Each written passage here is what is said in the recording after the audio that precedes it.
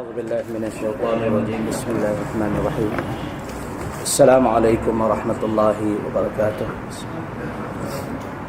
Untuk dapat berkat, marilah sama-sama kita mulakan majlis pengajian kita dengan Ummul Kitab Al-Fatihah. A'udzu billahi minasy syaithanir rajim. Bismillahirrahmanirrahim. Alhamdulillahirabbil alamin. إياك نعبد وإياك نستعين اهدنا الصراط المستقيم صراط الذين أنعمت عليهم غير المغضوب عليهم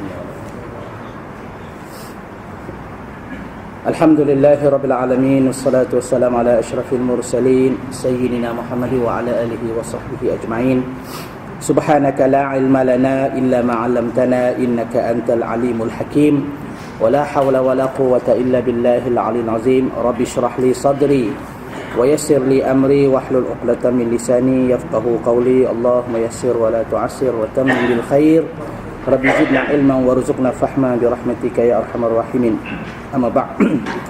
Saya hormati Tuan Imam, Tuan Bilal, Mursi dan Jawatan Kuasa Surau, sidang jemaah muslimin muslimat yang dirahmati Allah sekalian. Alhamdulillah pada malam ni dapat sama-sama kita menyambung pengajian kita dalam kitab Aqidatun Najin fi Ilmi Usuluddin. Pada bulan lepas kita baca berkenaan dengan hadis-hadis berkenaan dengan kepimpinan, ya. Jadi kita sambung balik. Saya rasa muka surat 294 bahagian akhir. Kita dah baca berkenaan dengan neraka selama beberapa bulan, beberapa kali pertemuan kita. Kita sampai pada bahagian dosa besar dan dosa kecil. Dalam ayat yang akhir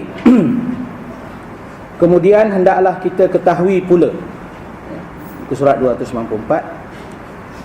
Kemudian hendaklah kita ketahui pula adalah dimasukkan segala mukallaf ke dalam neraka pada hukum syarak itu dengan sebab mengerjakan maksiat, padahal mati ia dengan tiada taubat daripada dosanya. Ini sebagai satu penutup daripada tajuk berkenaan dengan neraka yang kita cerita panjang lebar sebelum ni. Apa dia neraka, kenapa kita wajib beriman dengan neraka, apakah bentuk azab dan siksaan neraka, kepada siapakah disediakan neraka. Kemudian ditutup kepada kita berkenaan dengan kisah orang yang masuk syurga, orang masuk neraka. Siapa yang masuk syurga, siapa yang masuk neraka. Dan di penghujung ni pengarang membuat kesimpulan, manusia itu masuk neraka. Siapa dia manusia masuk neraka ni? Mukallaf. Yang masuk neraka ni mukallaf. Maknanya manusia lah. Manusia, bila kata mukallaf, termasuk manusia dan jin, ya. Yang masuk neraka itu segala mukallaf, yakni manusia dan jin ke dalam neraka pada hukum syarak. Mereka masuk ni sebab hukum apa ni? Hukum syarak yang menentukan mereka masuk, dengan sebab mengerjakan maksiat. Manusia ini masuk neraka sebab maksiat kepada Allah, ya. Kerana Allah Ta'ala tidak sekali-kali bersatu zalim kepada hamba-Nya.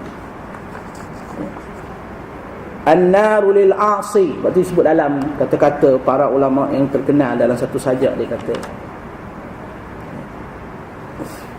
an-naru lil 'asi wa in kan al-jannatu lil muti', wa in kana 'abdan habasyian, wan naru lil 'asi wa in kana sayyidan quraisyian.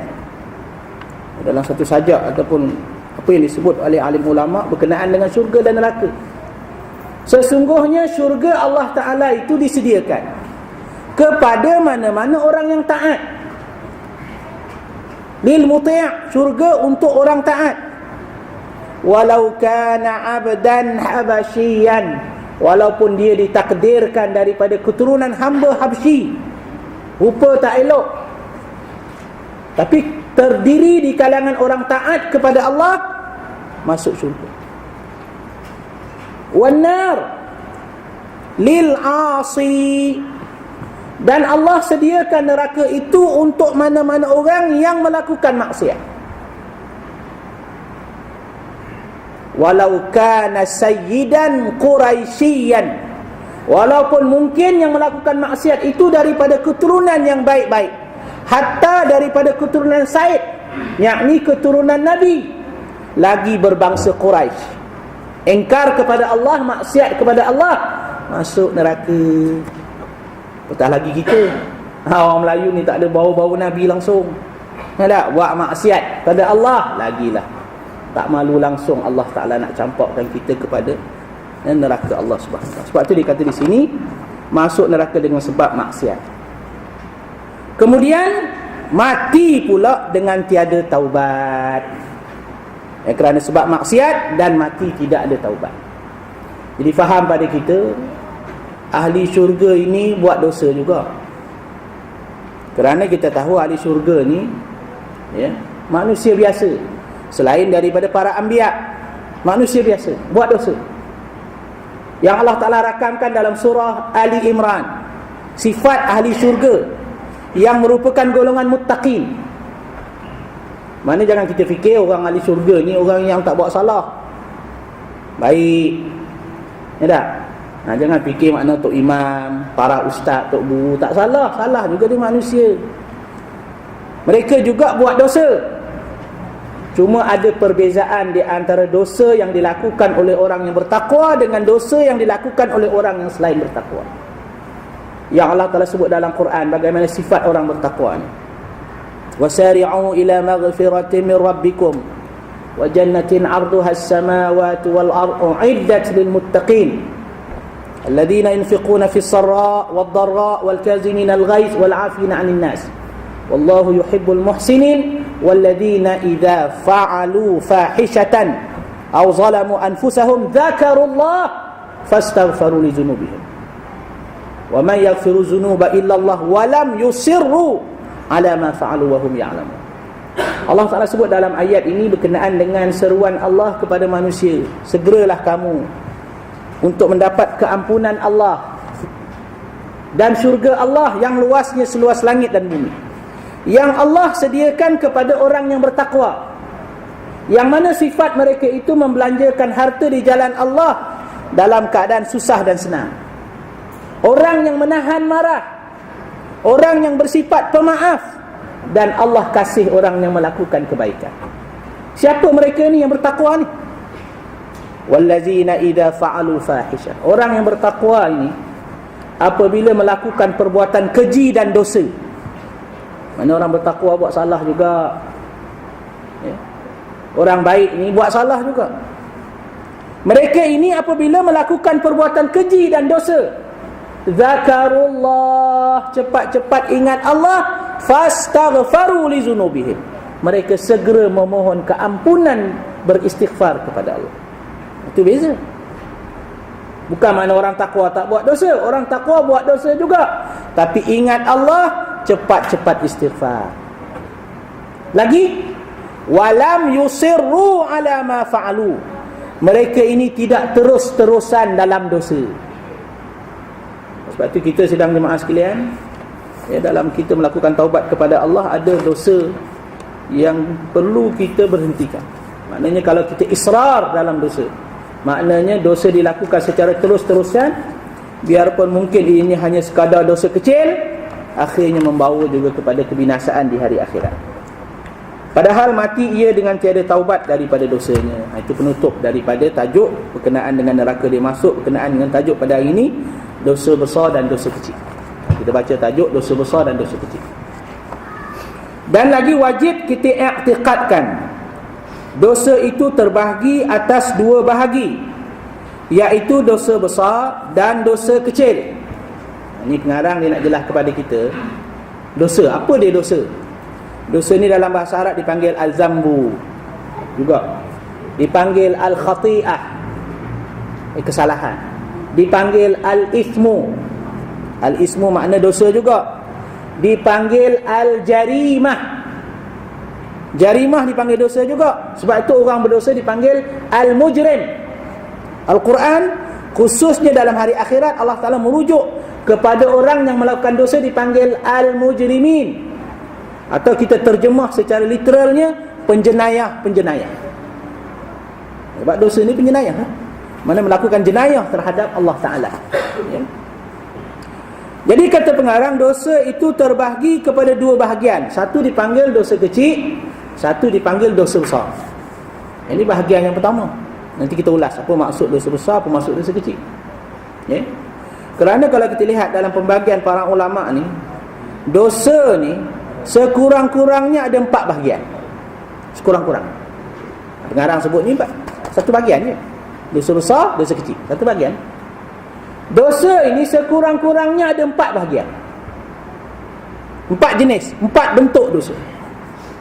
Antaranya yang disebut oleh Yusuf Qaradawi dalam kitabnya At-Taubah, Taubat.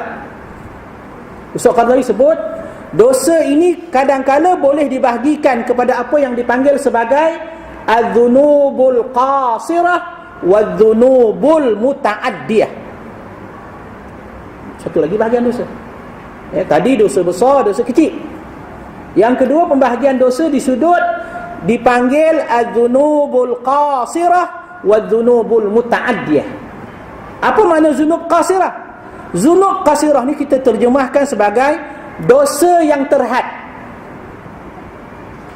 Zunub muta'addiyah maksudnya dosa yang melampaui. Apa maksud terhad? Apa maksud melampaui?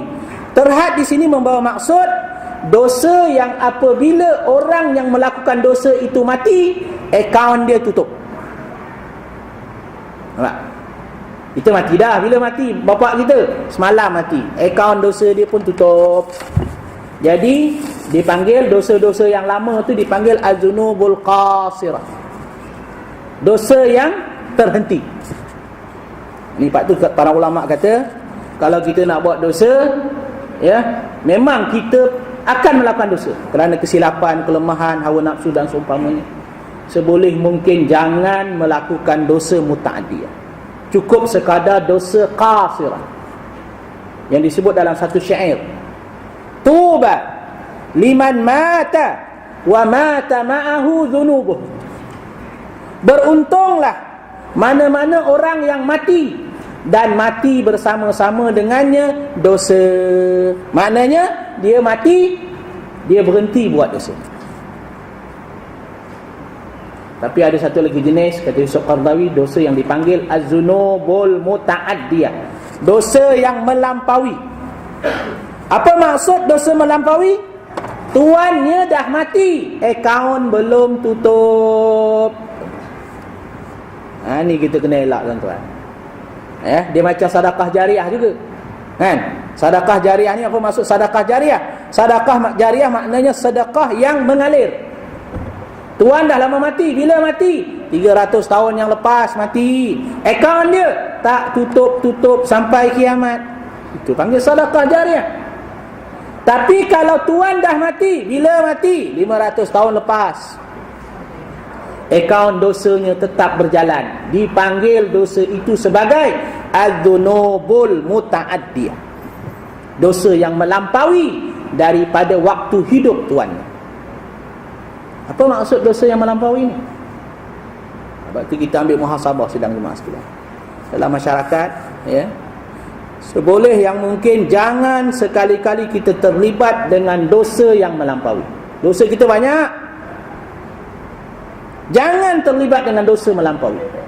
Antara bentuk orang yang terlibat dengan dosa yang melampaui yang disebut secara terang-terang oleh Yusuf Qaradawi, kata Yusuf Qaradawi, antaranya ialah ashabul i'lam, golongan yang terlibat dengan media. Kan kita marah orang kerja dengan media, surah Abah, apa-apa barang bentuk media.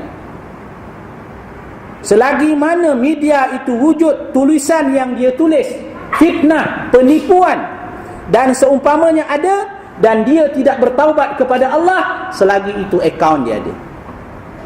Agak kita tulis penipuan, tak? Dan berita tipu, sekian-sekian kita buat fitnah. Berita tu orang buang ke? Tak buang, simpan dalam internet. Atau naskah dia kita boleh cari dekat arkib negara. Tak? 100 tahun akan datang, pada tahun ni 2013, ya, ada pelajar-pelajar buat PhD pada tahun 3013. Kalau ada dunia lagi lah pada masa tu. Pilihan raya zaman 3013. Pergilah arkib negara. Tengok tulisan-tulisan penulis-penulis yang menyebarkan berita fitnah, menyesatkan orang ramai. Buat kajian. Tuan bila mati? 90 tahun dah mati. Sebab itu kata Yusuf Qaradawi, golongan yang terlibat menyebarkan fitnah dan tipu daya kepada orang Islam termasuk dalam golongan orang yang melakukan dosa yang melampaui. Satu jenis. Yang kedua, antara bentuk dosa yang melampaui ini ialah orang yang bersekongkol dengan orang yang zalim. Bila orang zalim, dia buat satu perkara yang zalim, buat satu tempat maksiat, kerana kita lah dia jadi ketua, maka kita bersekongkol dengan dosa yang dia buat. Ya? Ini ya, kita baca dalam hadis, man sanna sunnatan sayyi'atan. Ya, siapa yang buat sunnah yang jahat, maka baginya dosa dan dosa orang yang beramal selepas itu dengan tidak berkurang sedikit pun sampai hari kiamat. Sebab kerana kita orang buat kasino, kerana itulah dosa kasino tu kita tanggung sampai hari kiamat kalau tidak taubat kepada Allah. Jangan main tuan-tuan benda macam ni. Sebab itu dirakamkan dalam Quran bila Allah Ta'ala rujuk kepada orang zalim. Ambil contoh Fir'aun. Ya, Allah Ta'ala sebut dalam Quran, inna fir'auna wa hamana wa junudahuma kanu khati'in. Sesungguhnya Fir'aun, Haman dan bala tentera kuncu-kuncu penyokongnya semuanya terdiri di kalangan orang yang berdosa, kata Allah. Disebut ayat yang lain, yaqdumu qaumahu yaumal qiyamati fa'awradahumun nar bi'sal wirdul mawrud. Di hari akhirat Fir'aun akan memimpin bala tenteranya menuju kepada lubang neraka Jahannam. Ikut sekali penyokong. Sebab itu kita jangan terlibat dengan dosa yang melampaui. Cerita panjang pula ni. Itu bahagian kedua. Ya, bahagian yang kedua, dosa terbahagi kepada dosa yang sempit dengan dosa yang melampaui. Jadi kalau ada benda-benda kita dalam hidup kita ni, sedang jemaah sekalian, warisan-warisan agak-agak yang tidak baik, jangan tinggallah. Ya tak? Kita zaman muda dulu rajin sangat beli majalah yang tak senonoh. Ya tak? Janganlah kita tinggalkan koleksi majalah itu untuk anak-anak. Orang tanya, bapak mati tinggal apa? Ada kitab? Tak ada ni, koleksi majalah banyak ni, penthouse. Macam-macam jenis. Anak pun baca. Tak cukup anak, cucu. Tak pasal-pasal kita kena katuk dalam kubur. Selagi kita hidup, segala jenis maksiat, kejahatan yang kita buat atas dunia, maka kita hapuskanlah. Cukup sekadar setakat kita taubat kepada Allah, jangan wariskan kepada anak-anak. Kerana dia akan jadi az-dzunub al-muta'addiyah. Itu bahagian yang kedua, bahagian dosa. Satu lagi dosa dibahagikan, bahagian yang ketiga dipanggil zunub fi huquqillah wa zunub fi huquqil ibad. Dosa yang berkaitan dengan hak Allah dan dosa yang berkaitan dengan hak manusia atau anak-anak Adam.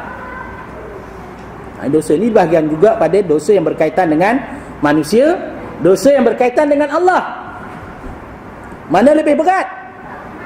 Dua-dua berat. Bila sebut dosa, dua-dua berat. Namun untuk proses taubat, dosa yang berkaitan dengan anak Adam ini jauh lebih susah berbanding dengan dosa yang berkaitan dengan hak Allah. Kita buat dosa dengan Allah, melakukan perbuatan-perbuatan seperti yang kesalahan itu melibatkan diri kita, minum arak, berjudi misalnya. Ya tak? Kita mendedahkan aurat, kita lalai daripada tanggungjawab sembahyang seumpamanya. Dosa ini berkaitan dengan hak-hak Allah, berat. Tapi kalau kita bertaubat, insya-Allah Allah Maha Pengampun, akan mengampunkan dosa-dosa ini. Manakala bahagian yang kedua, dosa yang berkaitan dengan anak Adam. Dosa yang berkaitan dengan anak Adam ini, dia tidak sekadar taubat, istighfar, sembahyang taubat, tak selesai masalah. Maka wajib kita menyelesaikan dengan manusia yang kita telah melakukan kezaliman. Kalau orang tu kita fitnah, kena minta ampun, minta halal. Kalau orang itu kita pernah inaya atas dunia, mana kena selesaikan sebelum kita meninggal dunia. Jadi kalau tak selesai, di hari akhirat akan ada perbicaraan yang memungkinkan kita terpaksa bayar kesalahan tadi dengan pahala kita. Ini yang Nabi sebut akhirnya, ada manusia yang datang hari kiamat bawa pahala yang banyak. Dalam satu hadis Nabi tanya kepada para sahabat, atadruna manil muflis, adakah kamu tahu siapakah orang yang muflis, yang bankrupt? Faqalas, berkata seorang sahabat, al muflisu fina man la dirham lahu wala dinar. Muflis ni orang tak ada ringgit dan sen, dirham tak ada, dinar lagi tak ada. Faqala alaihi salatu wassalam, yang dikatakan muflis itu bukan orang tak ada duit, tetapi muflis di hari kiamat ialah man ya'ti yaumal qiyamati bi salatihi wa zakatihi, orang yang datang di hari akhirat membawa pahala sembahyang, pahala-pahala ibadat yang lain. Namun malangnya orang ini dalam masa yang sama, wasafaka dama hadza wa syatama hadza wa qatala hadza, malangnya orang ini ibadat kepada Allah, namun dalam masa yang sama menginai orang itu, mengata orang ini, menfitnah sana sini. Lalu akhirnya di hari akhirat diadakan pengadilan di sisi Allah. Semua mangsa-mangsa mereka ini akan menuntut daripada orang yang melakukan kezaliman ini, maka diambil pahala-pahala dia, sehingga selesai pahalanya diambil oleh mangsa-mangsa tadi, tiada yang tinggal, maka terpaksa dia memikul dosa yang telah dilakukan kepada mangsa, pikul dosa orang pula. Bila dah pikul dosa, akhirnya bawa pahala yang banyak, lama-lama masuk neraka kerana banyak dosa di sisi Allah Ta'ala. Ini makna dosa yang berkaitan dengan haqqullah, haqqul ibad. Bahagian yang keempat, dosa yang berkaitan dengan dosa yang diampunkan dengan dosa yang tak diampunkan. Ada juga pembahagian itu, ya. Jadi sebenarnya banyak lagi bahagian, ya. Kita baca bahagian ni tak selesai gitu, ya. Jadi kita cukup sekadar 4 bahagian yang besar daripada dosa ini. Baik, apa takrif dosa besar? Maka dosa besar itu barang yang ada baginya had. Apa makna had? Had ni makna batas. Jamak dia hudud. Apa dia dosa besar? Dosa besar ialah yang ada hudud. Maksud had di sini yang ada dijanjikan hukuman yang tertentu. Had ni maknanya batas, ataupun dalam istilah syarak maknanya sesuatu kesalahan yang ditentukan hukumannya oleh syarak. Mana ada juga maksiat yang Tuhan tak tentukan hukuman dia, ya, secara khusus. Tapi dosa besar ni ada had. Ada had. Had ni maksudnya hudud, ya. Jamak dia hudud, maknanya ada ditentukan batas. Batas hukum yang akan dikenakan kepada pelakunya. Atau janji siksa bagi orang yang mengerjakan dia pada Quran atau hadis. Jadi kalau kita nak tahu dosa besar ni, ya, kata para ulama, sebagaimana dalam keterangan kitab kita ni, ada hudud, ada janji balasan. Maksud had di sini ialah janji balasan dunia, hukum dunia, ya. Waktu kita ni bila sebut hudud, pelik orang kita tak nak hudud, ya. Padahal dalam Quran Allah Ta'ala sebut hudud 12 kali. Hudud 12 kali sebut dalam Quran. Puasa Tuhan sebut puasa Ramadan sekali, ya. Tapi orang Islam boleh terima puasa Ramadan, tak boleh terima hudud. Macam-macam bagi alasan. Walhal hudud wajib pada semua. Mana-mana orang jadi pemerintah wajib laksana hudud, ya.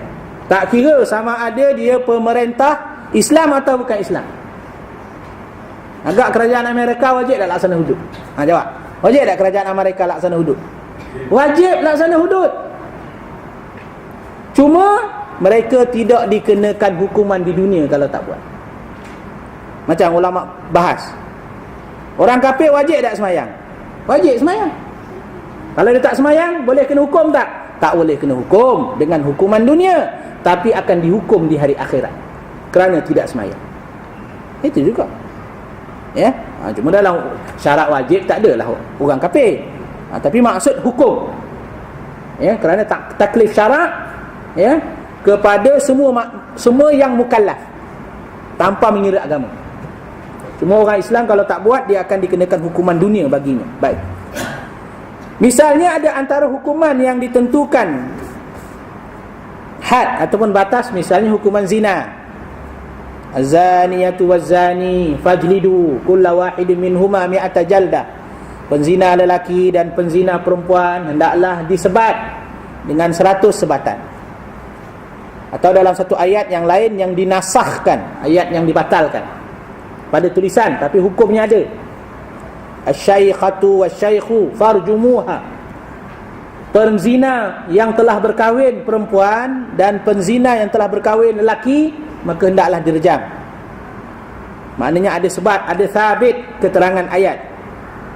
Begitu juga dalil berkenaan dengan orang yang melakukan rompakan, mencuri secara ganas, yang dipanggil dalam istilah fiqh dipanggil hirabah.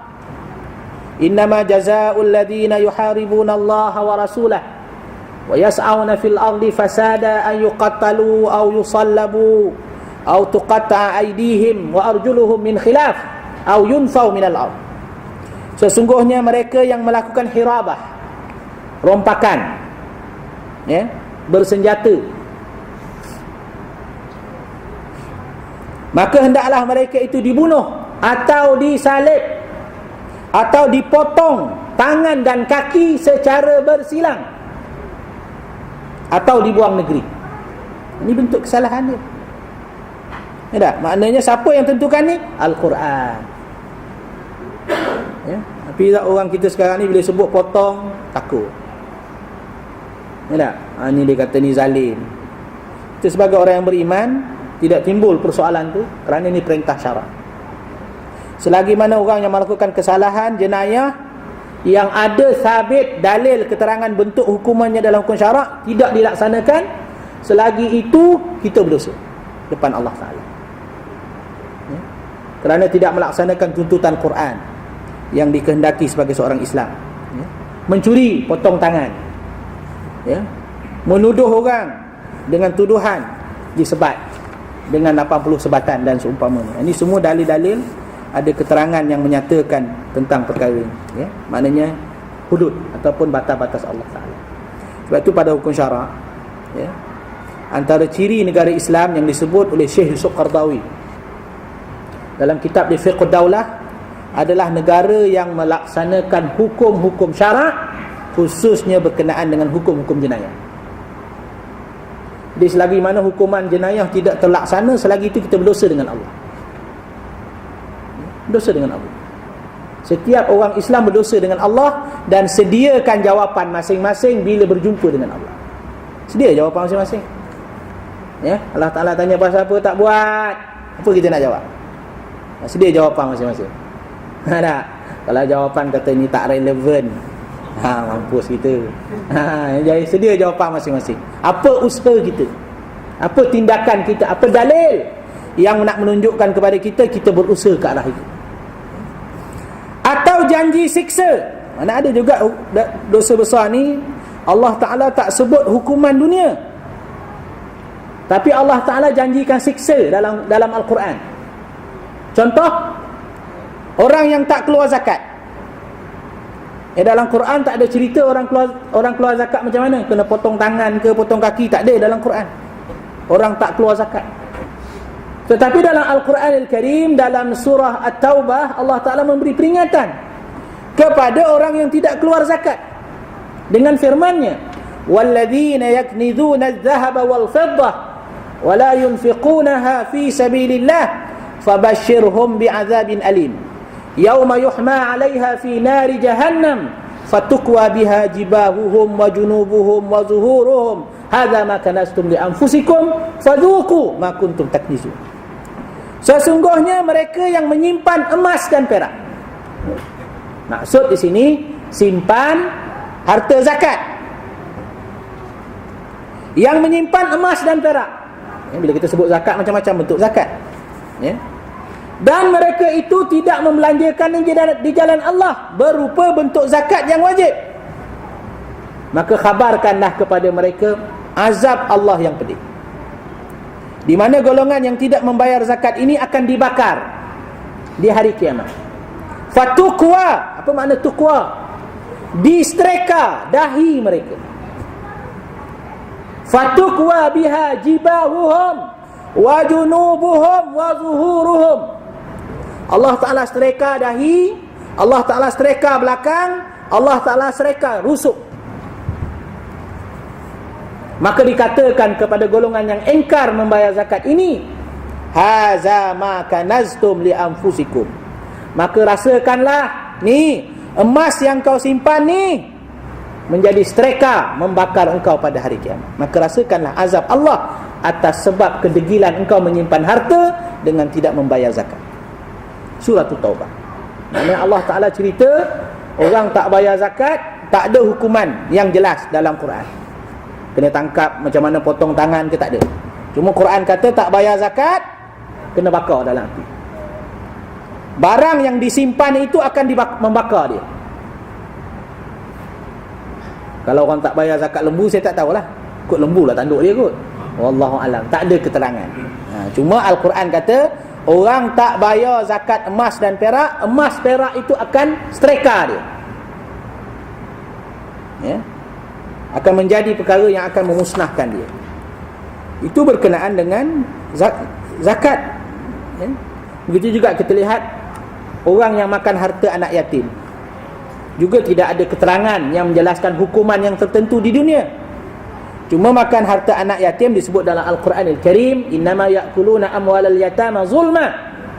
Innama ya'kuluna walladzina ya'kuluna amwalal yatama zulma. Innama ya'kuluna fi butunihim nara wa sayaslawna sa'ira. Mana-mana orang yang memakan harta anak yatim secara zalim, sesungguhnya hakikatnya mereka telah makan api neraka dalam perut mereka ini, dan mereka akan dicampakkan dalam neraka sa'ir. Itu bila sebut harta anak yatim tak berapa nampak sangat. Tapi ulama fiqah kata nak bagi faham harta anak yatim, harta rakyat yang kita pegang amanah. Sebab itu Umar Abdul Aziz sebut, mali li amwalikum illa kamalil yatama. Tidaklah aku melihat harta kamu semua, hamba rakyat, harta rakyat ni pada sisi aku kecuali macam aku melihat harta anak yatim.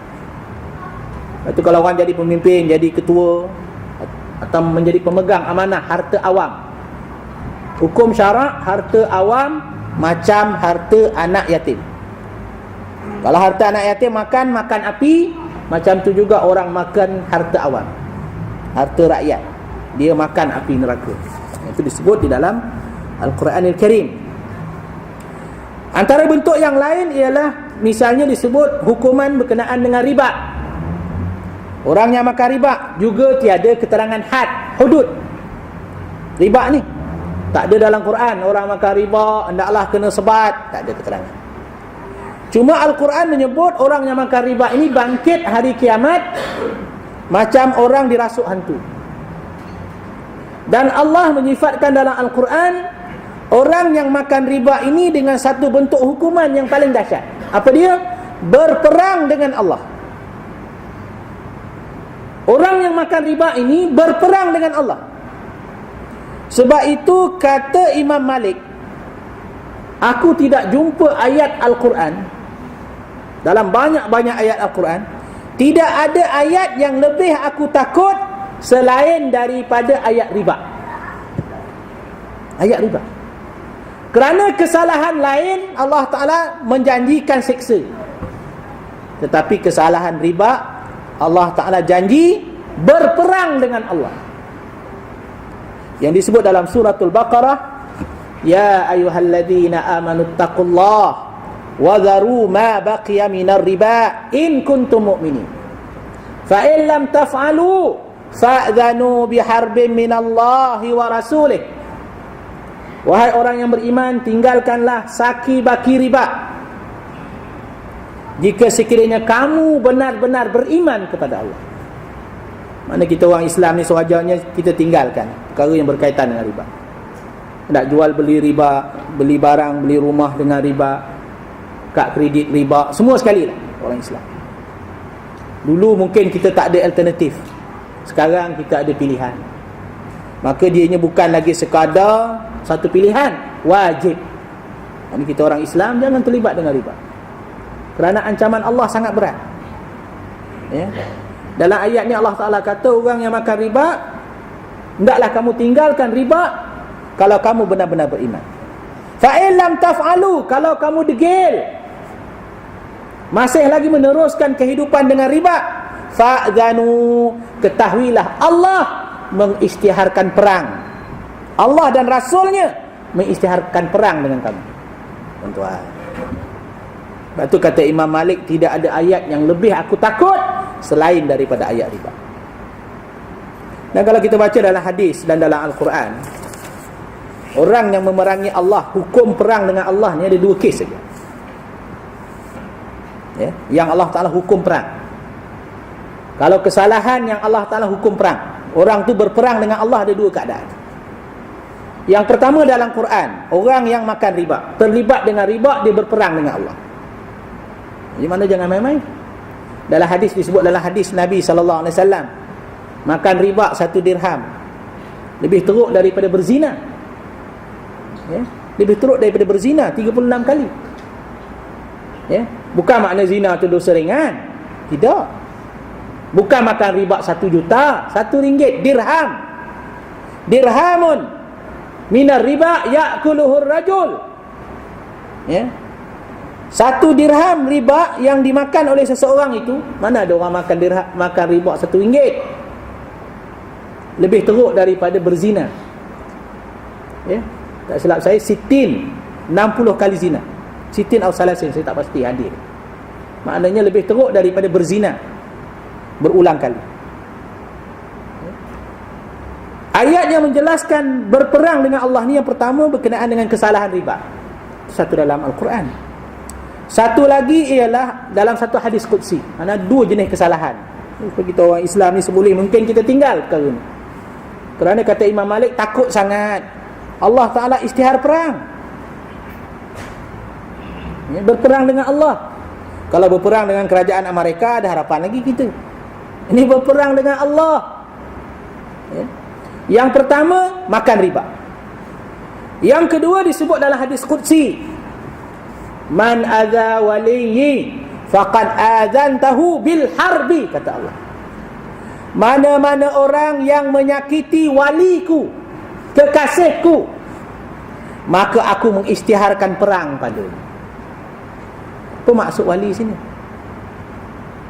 Wali di sini, kata Allah, antara orang yang Allah isytihar perang pada dia, orang yang menyakiti wali Allah, kekasih Allah, orang yang dekat dengan Allah. Zaman sekarang siapa dia? Alim ulama' lah. Tapi kita akhir zaman dengan alim ulama' kita buat main. Ya tak? Kutuk lah, cara dia pakai serban lah, janggut lah, janggut kambing. Jangan sumpah pun. Allahu Akbar. Ya. Allah Ta'ala kata, kalau orang menyakiti, bukan buat apa, sakitkan dia, Allah Ta'ala isytihar perang. Nah, inilah, ya, kata para ulama, 2 bentuk kesalahan yang Allah Ta'ala isytihar perang.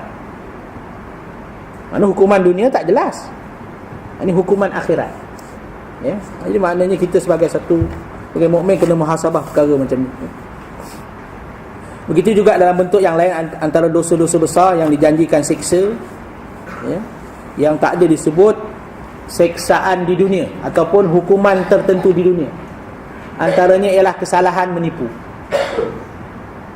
Kesalahan menipu, khususnya menipu orang Islam. Sebut dalam hadis, man ghasyana falaysa minna. Dalam hadis yang lain Nabi kata, walastu minhu. Sesiapa yang menipu kami ni siapa? Merujuk kepada orang yang beriman, maka mereka itu bukan terdiri daripada golongan kami. Nabi tak mengaku umat orang yang mengamalkan penipuan. Kita sekarang ni banyak sangat tipu. Ya tak? Tipu undi. Ya tak? Ni semua orang Islam buat, bukan orang lain. Ya. Jadi kalau orang ini, kalau dia baca hadis Nabi, melakukan penipuan ni, Nabi tak mengaku umat, ya, Ada satu bentuk hukuman yang sangat berat sebenarnya. Lepas tu dalam hadis yang lain Nabi sebut, ma min walin ra'iyatah wa mata wa huwa ghashil lahum illa haramallahu alaihil jannah. Mana-mana orang yang menjaga rakyat lalu dia mati dalam keadaan menipu rakyat, Allah haramkan syurga pada dia.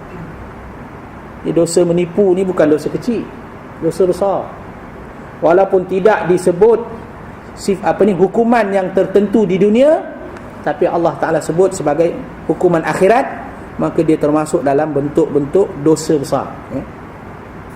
Atau janji siksa bagi orang yang mengerjakan pada Al-Quran atau hadis. Nanti kita kata dosa besar ni yang mana ada sebut berkenaan dengan siksaan yang tertentu, ya. Seperti syirik dan membunuh orang dengan tiada sebenar, dan berzina, dan meminum arak, dan mencuri, dan lainnya. Jadi benda-benda macam ni disebut secara terang dalam Al-Quran ni tadi. Orang yang syirikkan Allah Ta'ala tidak diampunkan dosa. Orang yang membunuh orang dilaknat oleh Allah. Allah laknat orang yang membunuh orang, ya. Kerana nilai nyawa manusia ini di sisi Allah sangat besar. Bukan 1 juta, bukan 1 bilion. Nilai nyawa manusia ini sangat besar, ya. Sebab itu disebut dalam hadis, Nabi kata hilangnya nyawa seorang Muslim, ya, jika dibandingkan hilangnya langit dan bumi di sisi Allah, lebih berat hilangnya nyawa seorang Muslim. Nilai nyawa.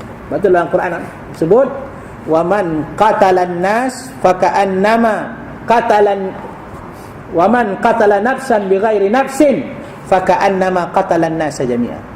Mana-mana orang membunuh satu nyawa tanpa sebenar, seolah-olah dia membunuh sekalian manusia. Itu nilai nyawa manusia. Itu dosa besar, ya. Minum arak, mencuri dan lainnya. Dan dosa kecil itu, ni pindah pula pada kita dosa kecil. Jadi kalau kita nak lihat dosa besar ni terlalu banyak, ya. Banyak mana dosa besar ni? Kalau Imam Zahabi sebut dalam kitab dia Al-Kabair, 70 dosa besar. Dosa besar ni ada 70. Imam Zahabi. Seorang ulama lain sebut ada 400 dosa besar. 400, ya. Seorang lagi dia tulis ada lebih 2000 dosa besar.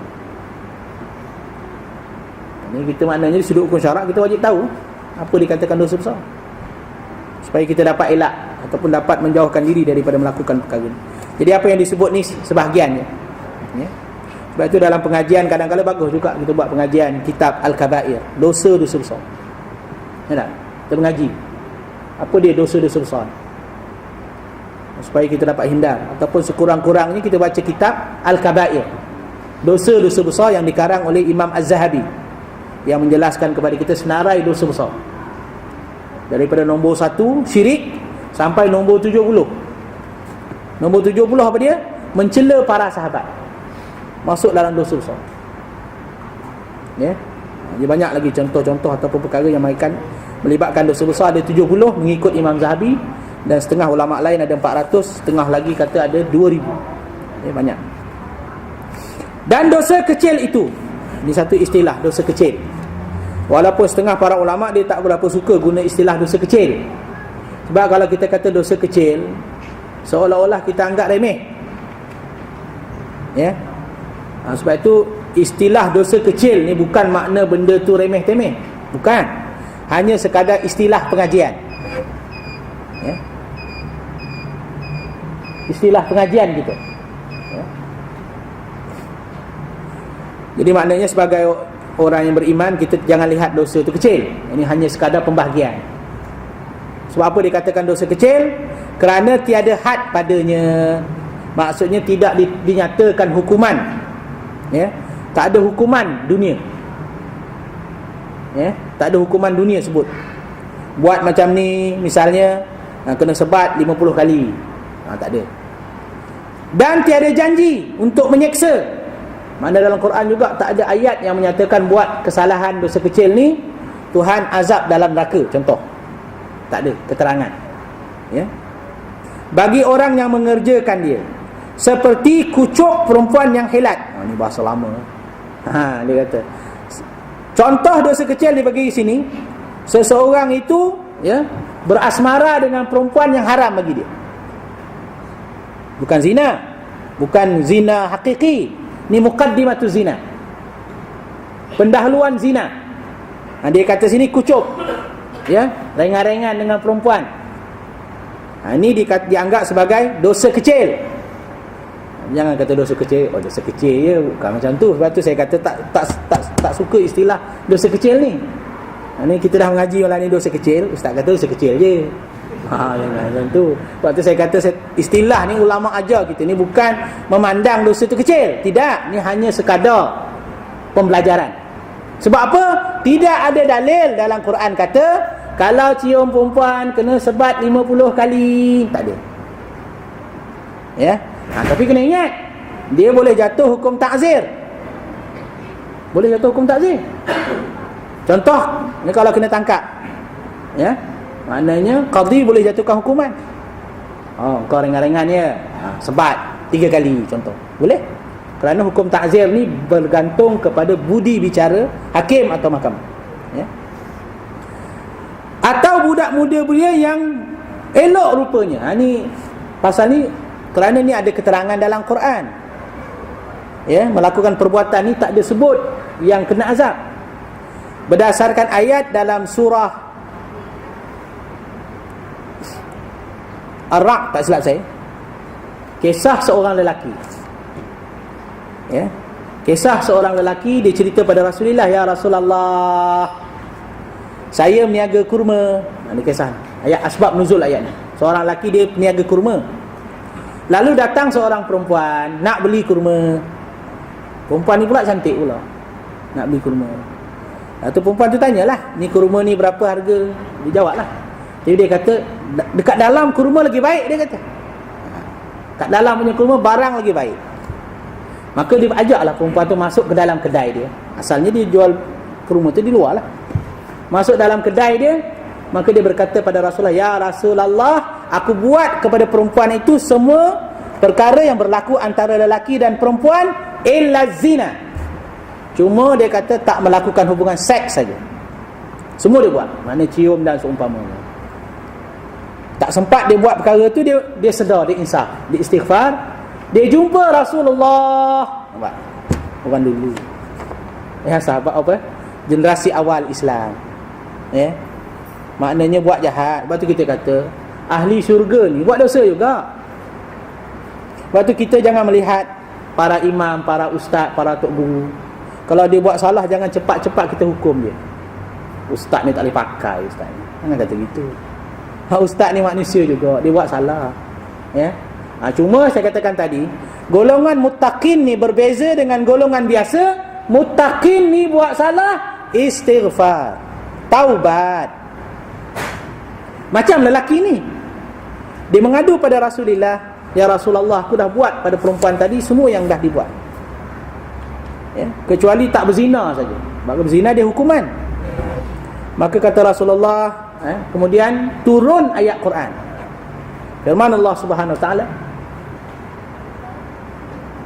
aqimis salah tarafain nahari wa zulafan minal lail innal hasanat yudhibna sayyiat dzalika dzikra lidzakirin. Maka dirikanlah sembahyang di antara dua tepian siang dan sebahagian daripada malam.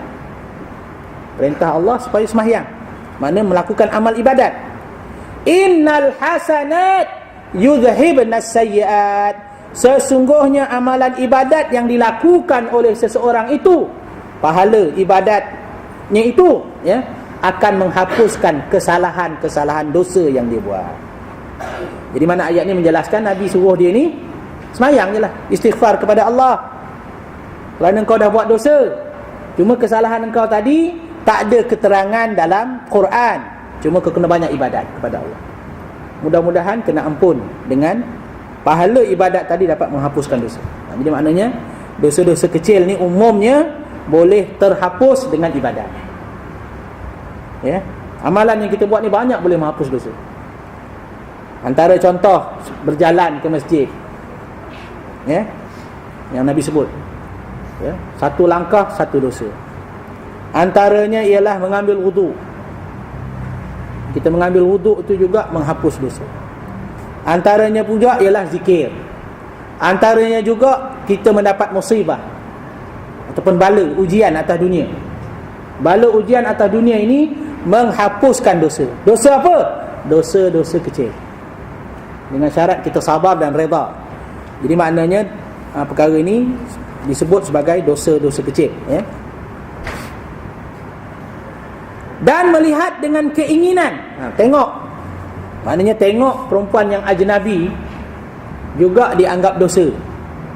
Melihat. Dan melihat perempuan, ya, yang ajnabi juga dianggap dosa. Sebab tu dalam Islam dipanggil an-nazratu sahmun min sihamil iblis. Pandangan itu adalah satu panahan daripada panahan iblis. Dalam Al-Quran Allah Ta'ala perintahkan orang yang beriman menundukkan pandangan. Wa qul lil mu'minina yaghuddud min absarihim. Wa qul lil mu'minat yaghuddudna min absarihim. Katakan kepada orang yang beriman lelaki, tundukkan pandangan. Katakan kepada mukminat yang perempuan, tundukkan pandangan. Kerana melihat, ya, perempuan atau wanita ataupun sebaliknya, ya, pandangan yang pertama itu dianggap harus pada hukum syarak. Yang kedua itu sudah menjadi dosa. Sebab tu dalam hukum syarak boleh pandang, tapi dengan keperluan, lidarurah, kerana keperluan, kerana sebab-sebab tujuan muamalat, ya, boleh dalam hukum syarak. Sebab tu dalam Al-Quran, dalam hadis Nabi sebut, iyyakum wan nazrah fa innalaha lakal ula wa laysa lakat tsani. Berhati-hati dengan pandangan, kata Nabi, kerana sesungguhnya pandangan yang pertama itu adalah harus bagimu, manakala yang kedua itu ialah alaika, adalah dosa bagi kamu. Ya. Tapi ada juga orang, masa saya mengajar, dia lawyer buruk. Saya kata pandang pertama harus, tak berdosa. Yang kedua baru dosa. Dia kata macam mana, Ustaz? Saya pandang sekali je, tapi saya tak alih. Macam-macam orang lawyer buruk lah. Dia kata saya pandang bukan 2 kali. Kalau kita tengok, itu baru 2 kali dia kata. Ni saya pandang sekali je. Sekali saya tak alih muka. Itu kira sekali. Kira dosa tak, Ustaz? Ni lawyer buruk nama dia. Lah hukum syarak tak pakai lawyer buruk ni. Ya tak? Soalan macam ni tak payah jawab. Faham sendiri. Ya tak? Yang dikatakan pandangan yang dilarang oleh syarak. Sebab tu kalau kita lihat dalam pandangan ni, menjaga pandangan ni adalah antara perkara yang sangat penting dalam hidup kita. Khususnya kalau kita nak merasakan kelazatan ibadat, nak rasa seronok ibadat, nak rasa khusyuk sembahyang, antara tips yang paling penting ialah jaga pandangan. Lepas tu kalau kita banyak menonton TV, banyak keluar, banyak berjalan, tak jaga pandangan, pada umumnya kita susah nak khusyuk sembahyang, susah nak dapat kemanisan ibadat pada Allah. Lepas tu sebut dalam hadis, Nabi kata, mana-mana orang yang meninggalkan pandangan yang diharamkan, yajid halawatahu fi qalbihi, dia akan rasakan kemanisan iman dalam hati dia. Orang yang jaga pandangan. Sebab apa? Apa maksud kemanisan iman? Maksud kemanisan iman, dia akan rasakan kelazatan dan keseronokan beribadah pada Allah. Sebab tu kalau orang tak jaga pandangan, dia tak ada rasa seronok ibadah. Jadi kita muhasabah lah. Kalau kita sembahyang masih belum rasa lazat, mungkin salah satu sebabnya sebab kita tidak jaga pandangan. Banyak sangat menonton TV kan, ya? Banyak sangat melihat perkara-perkara yang makruh, apatah lagi kalau perkara-perkara yang dilarang ataupun diharamkan oleh syarak. Ada sikit lagi yang ini. Dan melaknat akan makhluk yang muayyan, yang tertentu, dan jikalau binatang sekalipun. Melaknat ni pun juga kesalahan-kesalahan yang dianggap dosa, ya? Kalau binatang sekalipun, ya? Mana binatang pun tak boleh kita laknat, ya? Binatang pun tak boleh laknat, apatah lagi zalim binatang. Zalim binatang boleh bawa masuk neraka. Zalim binatang, berdasarkan hadis Nabi sallallahu alaihi wasallam, ya, wanita yang masuk neraka fi hirrah, kata Nabi. Seorang wanita masuk neraka fi hirrah kerana sebab seekor kucing, ya. Jadi maknanya binatang ni jangan laknat, ya. Maknanya kalau kita seksa dia adalah juga termasuk dalam perkara-perkara yang menganggap dosa besar. Laknat ni mungkin dosa kecil, ya. Bersalahan melaknat akan umum, seperti katanya laknat Allah atas sekalian yang dosa atau orang yang kafir dan segala yang fasik. Jadi kalau perkataan laknat ni umumnya adalah perkataan yang dosa, maknanya mencela orang, ya. Dan setengah daripadanya ialah mendustakan manusia yang bukan nabi dan bukan menuduh zina. Adapun menuduh berzina dengan dusta adalah dosa besar, dan mendustakan nabi jadi kufur, maka dosa besar itu wajib taubat dengan segera. Jadi para sekarang disebut pada kita antara contoh-contoh dosa kecil. Jadi kalau kita nak lihat senarai dosa kecil ni banyak sangat, terlalu banyak, ya. Sebarang perkara yang bercanggah dengan hukum syarak, ya, yang dilakukan oleh seseorang itu secara sedar, maka dia dikira dosa. Kalau dia tidak disebut sebagai hukuman yang tertentu, maka dia dosa kecil. Begitu juga kalau jika sekiranya tiada janji neraka, maka dia juga dianggap sebagai dosa yang kecil, ya. Sebab itu marilah kita sedang jemaah sekalian, ya, dalam soal dosa besar dan dosa kecil ini, ya, memperbanyakkan istighfar kepada Allah SWT, dan dalam masa yang sama berusaha memberhentikan diri kita daripada melakukan dosa-dosa, bermula dengan dosa-dosa besar sampailah dosa-dosa kecil. Kerana sifat warak ni adalah sifat yang wajib. Kalau kita lihat tuntutan syarak kepada kita, martabat kita ni, kita bermula dengan meninggalkan dosa-dosa besar. Dapat tinggal dosa besar, pindah kepada darjat yang kedua, tinggalkan dosa-dosa kecil. Dah dapat meninggalkan dosa-dosa kecil, pindah martabat yang ketiga, yakni mengurangkan atau meninggalkan perkara-perkara makruh, sampai pada martabat yang tertinggi, martabat yang keempat. Ini walaupun ini bukanlah satu benda yang menjadi tuntutan semua orang, meninggalkan daripada banyak melakukan perkara-perkara yang harus, perkara yang tiada dosa, tiada pahala, khaufan mimma fihi ba'sun, kerana dibimbangi banyak sangat melakukan perkara harus, boleh terjebak dalam perkara yang makruh dan haram. Ini martabat dia, maknanya kita kena beramal mengikut sebagaimana yang telah disarankan oleh para ulama. Sebab itu dalam satu kata-kata para ulama nasihat kepada kita, la saghirata bil istimrar wala kabirata bil istighfar. Sesuatu dosa besar itu tidak lagi dianggap dosa besar jika sekiranya seseorang itu tetap melakukan istighfar dan mohon keampunan daripada Allah. Dan sesuatu itu tidak lagi dianggap dosa kecil bil istimrar wabil israr. Sesuatu itu tidak lagi dianggap sebagai dosa kecil jika dilakukan secara terus menerus tanpa berhenti melakukan. Jadi marilah kita sama-sama dengan baca dengan kitab ini dapat panduan kepada kita. Mudah-mudahan dengan kita menjauhi dosa kecil dan dosa besar, Allah Ta'ala akan menyelamatkan kita daripada kesengsaraan neraka dan masukkan kita di kalangan mukmin yang mendapat kemenangan dunia akhirat. Wallahu a'lam. Yang baik daripada Allah Subhanahu Wa Ta'ala, segala kesalahan, kekurangan, kelemahan daripada diri saya juga. Subhanakallahu bihamdika nashhadu an la ilaha illa anta nastaghfiruka wa natubu ilaik. Bismillahirrahmanirrahim. Wal 'asri innal insana lafi khusr illa allazina amanu wa 'amilus solihat wa tawassaw bil haqqi wa tawassaw bis sabr. Allahumma iftah bainana wa bain qaumina bil haqq wa anta khairul fatihin bi rahmatika ya arhamar rahimin. Walhamdulillah.